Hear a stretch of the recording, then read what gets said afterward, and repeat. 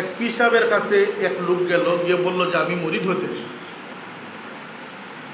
আমি কিন্তু সাহেব আমি চুরি করি, আমি চুরি ছাড়তে পারবো, ঠিক আছে, আমি মদও খাই, মদও ছাড়তে পারবো। আরেকটা গুনার কথা সে কি বলছে, তিনটা। আপনি আমাকে মুরিদ যদি করেন তাহলে আমার তিনটার অনুমতি সহ আপনি আমাকে মুরিদ করেন। পীর সাহেব চিন্তা করলেন, তো ভালো মুরিদ পাইলাম,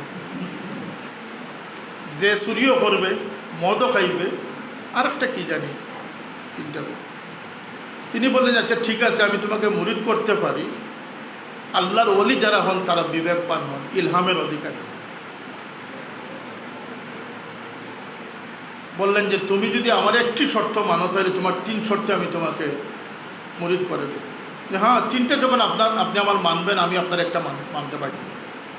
সেটি কি? সেটি হচ্ছে তুমি কখনো মিথ্যা বলতে পারবে না। সে বলল ঠিক আছে, এই শর্তে আমি রাজি। মুরিদ হয়ে বাড়িতে গিয়ে তার স্ত্রীকে বলল যে আজকে এক পছন্দ মতো পীর পেয়ে আমি মুরিদ হয়ে গেছি, এবং তাকে বলেছি আমার চুরি অব্যাহত থাকবে, আমার মদও থাকবে, আমার এগুলো জানাই থাকবে। স্ত্রীও খুব চালাক ছিল, সে বললো আচ্ছা পীর সাহেব তোমাকে কোনো শর্ত দিয়েছেন? বলছে না। তিনি একটা দিয়েছেন, যে কী বলছেন, আমি কখনো যেন মিথ্যা না বলি। তো ভালো পীর তোমাকে পেয়েছিলেন, তোমার কাজ হয়ে গেছে, দেখি আর তুমি কিছুই করতে পারবে। গ্রামে চুরি হবে, পরের দিন লোক বসবে, কে চুরি করলো? তুমি মিথ্যা বলতে পারবে যে অমুক, আমি নয় অমুক করেছে?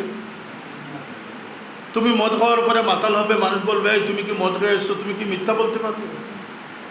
সে বললো তাই তো রে, তাহলে চলো তোমাকে নিয়ে পীর সাহেবের কাছে গিয়ে আমি ফাইনাল তওবা করে আসবো। এটা হচ্ছে উম্মুল খাবাইস, উম্মুল খাতায়া, ফালানাতুল্লাহি আলাল কাযিবিন। যদি মুসলমান মুমিন সন্তান হয়ে জীবন করতে চাও, মিথ্যাকে না বলতে হবে। আমি মাননীয় প্রধানমন্ত্রীকে বলেছিলাম যে এই দেশ আপনি উন্নত বিশ্বের দেশ বানাতে পারবেন না। কেন? বিরাট প্রশ্ন তার ছিল, কেন? আমি বললাম উন্নত বিশ্বের কোনো দেশে মিথ্যা মামলা, মিথ্যা সাক্ষ্য আপনি খুঁজে পাবেন না। আপনার প্রতিটি সেক্টরে মিথ্যা, ৯৯ মিথ্যার অবস্থা। আপনি যেভাবে ইফটিজিংয়ের বিরুদ্ধে আপনি না বলিয়েছেন, হামের বিরুদ্ধে না বলিয়েছেন, আপনি মিথ্যার বিরুদ্ধে যেদিন বাঙালি জাতিকে না বলাতে পারবেন, সেদিন এটি সোনার বাংলাদেশ। কথার সাথে আপনার একমত আছেন না? আমি জায়গা মতো বলেছি। আচ্ছা, গিবত, গিবত বুঝেন তো? অন্যের অনুপস্থিতি তার সম্পর্কে তাকে তনকিস করা, তাকে